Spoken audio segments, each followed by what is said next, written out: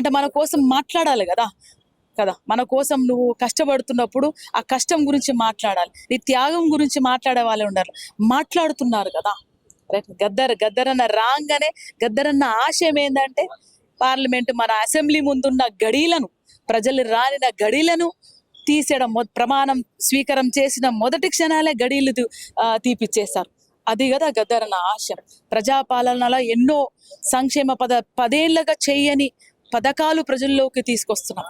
అప్పుల కూరుకుపోయిన ప్రతి ఒక్కటి చిన్న చిన్నగా ఆ అప్పులు తీరుస్తూ, వడ్డీలు కడుతూ, అట్లాగే సంక్షేమ పథకాలు తీసుకొని రావడంలో కూడా కాంగ్రెస్ పార్టీ ముందుంది. అది కూడా ఒక్కొక్కటిగా ముందుకు వస్తున్నాం. రైతులకు సంబంధించింది, మహిళలకు, పెద్ద మహిళలను అనేది మహిళలకు వచ్చి ఉచిత బస్సు ప్రకటించి, అట్లాగే మహిళల సెల్ఫ్ హెల్ప్ గ్రూప్స్ నుంచి బీమా ఇప్పించి, అట్లాగే మహిళలకు సొంత క్యాంటీన్స్ పెట్టించి, కారు డ్రైవింగ్స్ నేర్పించి, కార్ ఇచ్చి, బస్సులు వాళ్ళ పేరు మీద సెల్ఫ్ హెల్ప్ గ్రూప్స్ మీద చేపించి, ఇతర ముందు చేసుకొని వచ్చి, అట్లాగే